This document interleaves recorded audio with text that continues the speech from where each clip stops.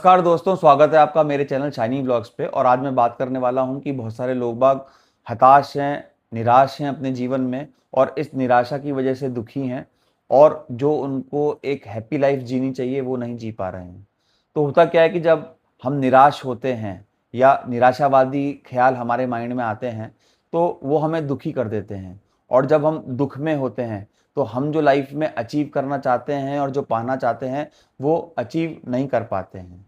तो इस वजह से क्या होता है कि जब हम अचीव नहीं कर पाते हैं जो हमने हमारे लिए सक्सेस डिफाइन करी हुई होती है, तो उसकी वजह से हमारे को और दुख महसूस होता है।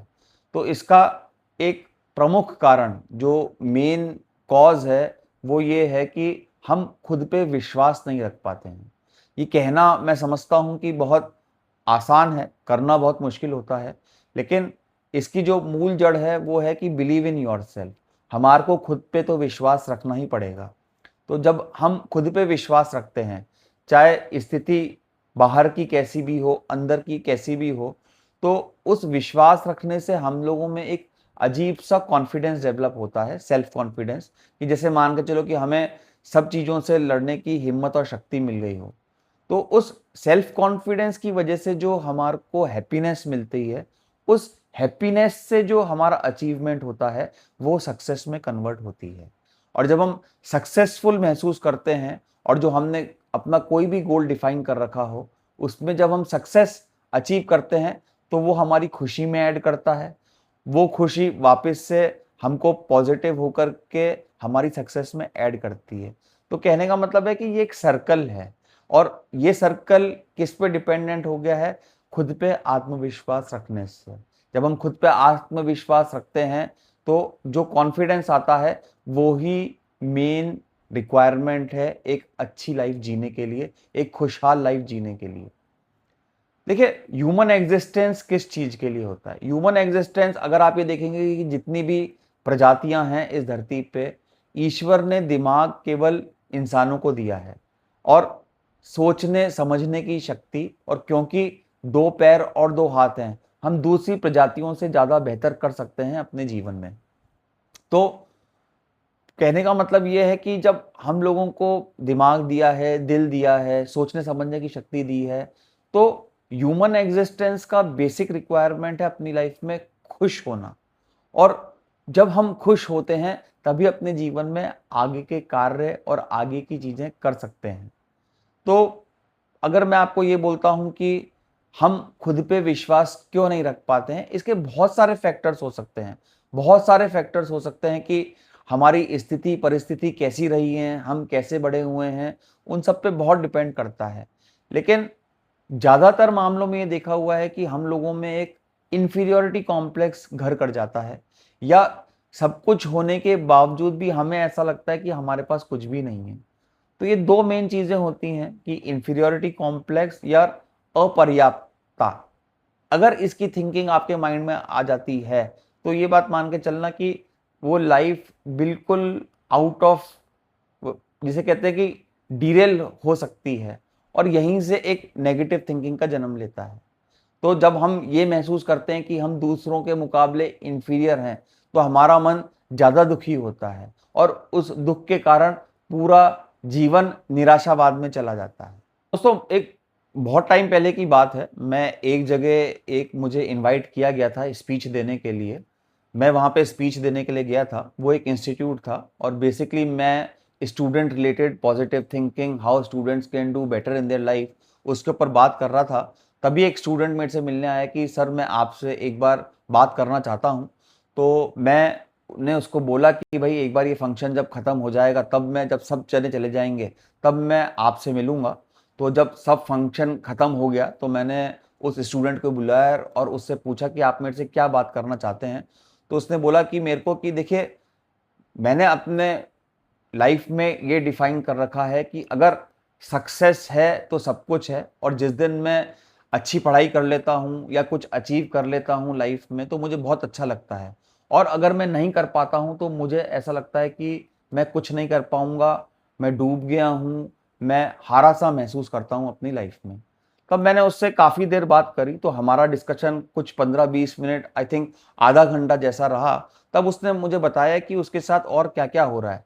तो वो बोलता है कि मुझे कई बार काफ़ी चीज़ों में डिफ़िकल्टी होती है, बहुत चीज़ों में मुझे सेल्फ डाउट आ जाता है, मैं उन सेल्फ डाउट को ओवरकम नहीं कर पाता हूँ और कई बार तो उसे ऐसा लगता था कि जैसे कि पता नहीं अगर वो अच्छी पढ़ाई नहीं कर पाएगा या अच्छे ग्रेड्स नहीं ले पाएगा या बेटर अपने फेलो स्टूडेंट से बिहेव नहीं कर पाएगा, तो उसको बहुत डर लगता था इन सारी फीलिंग से।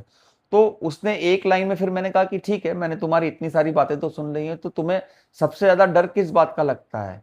तो उसने ये बोला कि बोले क्योंकि उसके साथ ये सारी फीलिंग्स भी चल रही थी, तो उसने बोला कि मुझे कई बार अपने आप पे विश्वास खोता हुआ दिखता है। तो उसमें थी कि problem of faith and trust on oneself.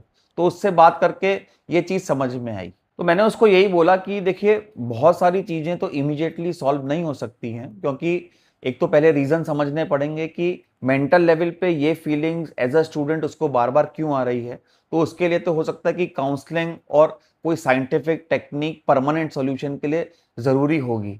But मैंने उसको एक इमीडिएट सॉल्यूशन बताया कि मैंने उसको ये बोला कि कभी भी आपके पास अगर ऐसी फीलिंग आती है, तो हमेशा ये ध्यान करने का है और एक प्रेयर करनी है और अपने आप को ईश्वर के साथ अटैच करना है और हमेशा मन में ये सोचना है कि गॉड इज़ विथ मी, ईश्वर मेरे साथ है और मैं with the help of the God अपनी लाइफ के सारे ट्रबल्स रिमूव कर दूंगा, ओवरकम कर लूंगा और जो काम मैं करना चाहता हूं उसे अचीव कर लूंगा। तो मैंने उसको ये बोला कि अगर कभी भी उसको ऐसी फीलिंग आती है, चाहे वो पढ़ाई कर रहा है, लेक्चर अटेंड कर रहा है या कोई इंटरव्यू देने जा रहा है, तो मैंने उसको ये बोला कि उसको कुछ ही अप्लाई करके देखना चाहिए एंड तब उसको मुझे इसका फीडबैक देना चाहिए।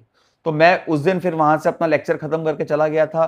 फिर वो कुछ दिन के बाद आई मीन 3-4 महीने के बाद वो मुझसे मिला एंड एब्सोल्यूटली जो उसकी बॉडी लैंग्वेज थी, जो उसका मेंटल एटीट्यूड था, बहुत डिफरेंट हो चुका था, बहुत चेंज हो चुका था। उसने अपनी स्टोरी बताई कि उसने किस तरीके से, जो मैंने उसको ये बताया कि भई उसको किस तरीके से ऐसी सिचुएशन में बिहेव करना है, तो काफ़ी मैंने टर्न अराउंड देखा और उसने मुझे इन सारी बातों के लिए काफ़ी थैंकफुल भी बोला कि सर आपने मुझे ये बात बताई, मैंने इसको काफ़ी प्रैक्टिस करी and it has really helped me a lot in my life. तो हुआ क्या, तो ये तो बाद की बात है कि उसके साथ आगे क्या है हुआ वो मैं बाद में बताता हूँ आपको। बट इससे आपने देखा कि द मोमेंट हम किसी पे फेथ डेवलप करते हैं, चाहे वो सुपर नेचुरल पावर्स हो, चाहे वो खुद के ऊपर हो, द मोमेंट हम लोग फेथ की बात करते हैं तो काफ़ी सारी चीज़ें अगर डिरेल्ड हैं हमारी लाइफ में, तो हम देखेंगे कि वो पटरी पे आना शुरू हो जाती हैं। और ये एक फैक्ट है, आप भी कई आर्टिकल्स पढ़ते होंगे न्यूज़पेपर में, आप भी इंटरनेट सर्च करते होंगे, आजकल बहुत सारे लोग बाग इन सारी चीज़ों पे बात करते हैं। तो it actually works in the life अगर हम इस बात पे विश्वास करें कि विश्वास रखने से काफ़ी सारी चीज़ें हल होती हैं। अभी कुछ दिनों पहले मैं अपने उस स्टूडेंट से मिला and he is doing very well in life. तो उसने मेरे को कॉफ़ी पे इनवाइट किया था अपने घर पे। तब मैंने उससे पूछा कि अभी कैसा चल रहा है? उसने बोला है कि बहुत अच्छा चल रहा है और उसने मुझे बोला कि अगर उस दिन मैंने उसको ये फीडबैक और फेथ वाला इनपुट नहीं दिया होता, तो हो सकता है कि उसकी काफ़ी सारी लाइफ खराब हो सकती थी।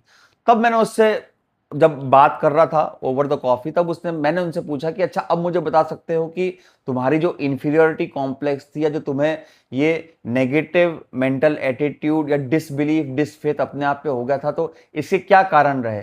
तब उसने मुझे बताया कि सर देखिए, वो जो उसको डिपेंडेंसी थी वो उसको चाइल्डहुड से थी और वो चाइल्डहुड में इस तरीके से डेवलप हुई थी कि उसके पेरेंट्स और उसके जो स्कूल का माहौल था वो काफ़ी कंपैरेटिव ऑफ कंपैरिजंस रिलेटेड था कि उसके पेरेंट्स, उसके टीचर्स क्लासेस में नीचे बहुत कंपेयर करते थे।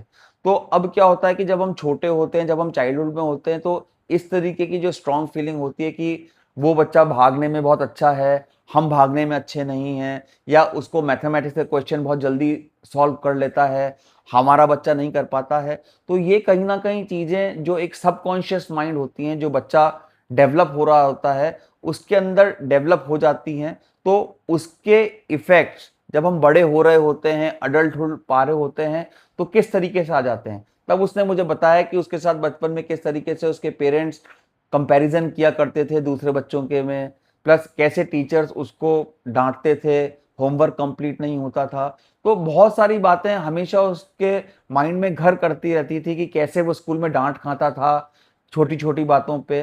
तो उससे क्या हुआ कि उसके सबकॉन्शियस माइंड में कुछ ना कुछ ये बातें कभी रिमूव ही नहीं हुई। तो अब क्योंकि उसकी पॉजिटिव काउंसलिंग हो गई, उसने बात कर ली, उसने समझ में आई, तो उसने बोला कि सर अब उस तरीके की सारी फीलिंग पूरे लाइफ में से रिमूव हो गई है and he is doing a very well in his career. और एक बहुत अच्छी कंपनी में वो एक बहुत अच्छे डेजिग्नेशन पे वर्क कर रहा है एंड उसकी कंपनी का भी उसके वर्क का काफी अच्छा फीडबैक है। तो दोस्तों आज के वीडियो में बस इतना ही। नेक्स्ट वीडियो में मिलेंगे और हमारी इस जर्नी को बिलीव इन योर सेल्फ और फेथ ये किस तरीके से आगे बिल्टअप करेंगे, हम इस स्टोरी को नेक्स्ट वीडियो में कवर कर लेंगे। मिलते हैं नेक्स्ट वीडियो में, तब तक के लिए टेक केयर।